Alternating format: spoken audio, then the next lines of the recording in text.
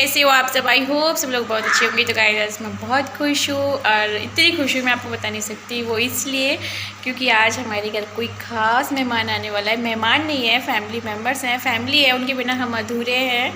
और ये समझ लीजिए कि हमारा घर का जो सबसे बड़ा पेड़ है ना, जो हमको छाया दे के रखता है, वो आने वाले हैं। तो सुबह से मैंने ब्लॉग बनाया नहीं क्योंकि बहुत जल्दबाजी में काम कर रही थी। क्योंकि आप काम करते रहो और आपके घर कोई आ जाए ना तो फिर अच्छा नहीं लगता है। तो फिर जल्दी से अपना सारा काम फिनिश किया।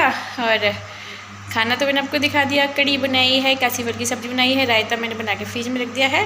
और जब जो भी वो बोलेंगे कि पूड़ियाँ खानी है, रोटी खानी है, तो तभी मैं बनाऊँगी। बस अब इंतज़ार नहीं हो रहा है। अभी टाइम हो गया है दोपहर के 12 बजने वाले हैं।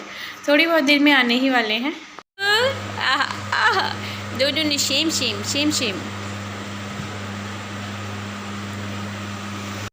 तो गाइज़ यहाँ पे देखिए मेरी मम्मी और यानी मेरी सासू माँ और मेरी बुआ सास दोनों आ चुकी हैं। तो गाइज़ जिस दिन ये लोग आए थे ना, उस दिन मैंने कोई ब्लॉग नहीं बनाया। इनकी सेवा की, खाने पीने का खूब ध्यान रखा, पास बैठ के खूब सारी बातें की, क्योंकि मेरी बुआ सास को ना बहुत बात करने की आदत है। और ये हो रहा था मॉर्निंग के टाइम, क्योंकि इस दिन ये लोग जाने वाले थे। तो यहाँ पर मैं सुबह सब्ज़ी काट के बैठ गई। तो मम्मी बोल रही थी लाली को मैं ले लेती हूँ, तुम सब्ज़ी काट लो। तो मैंने कहा नहीं मम्मी, अभी ये सो के उठी है तो अभी नहीं रहेगी, कुछ देर इसको गोदी में रखूँगी, उसके बाद आप लोग ले लेना। तो मॉर्निंग का टाइम हो रहा था, इसलिए आपको अंधेरा से लग रहा है, यानी 5:30 या 6 ऐसे बज रहे होंगे। तो यहाँ पे सब देखिए, हम सब्जी वब्जी खाना वाना ऐसे ये सब मैंने आटा वाटा लगा के रख दिया था। तो ये लोग बोले कि हम ऐसे जाएंगे 10-11 बजे। तो फिर देखिए मैंने सोचा चलो 10-11 बजे जाएंगे तो थोड़ी सी मस्ती कर लीजिए। तो यहाँ पे हम लोगों की वही बातें चल रही थी। ऐसा नहीं है कि ना हम मम्मी के साथ बुआ सास, हमारी बुआ सास बहुत फ्रेंकली, हम कुछ भी बातें करें कैसे भी। तो यहाँ मुझे पास में बिठा लिया था। तो यहाँ पे देखिए हम सब बना रहे थे रील। तो ना मुझे मम्मी से और बुआ सास से आ गई शर्म। तो मैं कुछ गाने वाली थी पर मैं गा ही नहीं पाई। तो फिर ये हमारे फोटो ही बन गए। और लगती है ना शर्म सी, यार मुझे बहुत शर्म सी लगती है। तो उसके बाद गाइज़ मैंने आगे का कोई ब्लॉग नहीं बनाया। मम्मी और बुआ जी चली गई थी, तो यहाँ पे मैं लगी थी काम में। जब वो लोग गए थे ना तो कहते हैं कि 10-15 मिनट तक कोई काम नहीं करना चाहिए। उसके बाद घर की हालत तो देखो ख़राब हो जाती है, क्योंकि पापा के लिए खाना बना के रखा था। मैंने कहा मम्मी दोपहर तक पहुंचेंगी तो फिर दोपहर में जाके खाना बनाएंगी, गर्मियाँ वैसे ही बहुत ज़्यादा है।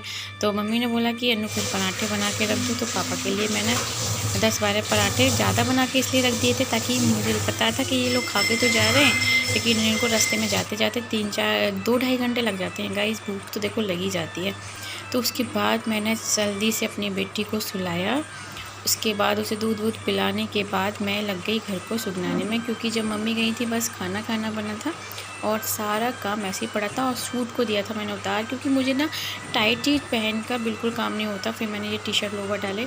बल्कि हमारे यहाँ पे बिल्कुल ऐसा मना नहीं है, ससुराल में तो है कि देखो थोड़ा बहुत पर्दा करना पड़ता है, लेकिन पहनो कुछ भी, सूट साड़ी कुछ भी, कोई वो नहीं है। कोई मतलब इस तरह की रोक टोक हमारे घर में कभी नहीं हुई।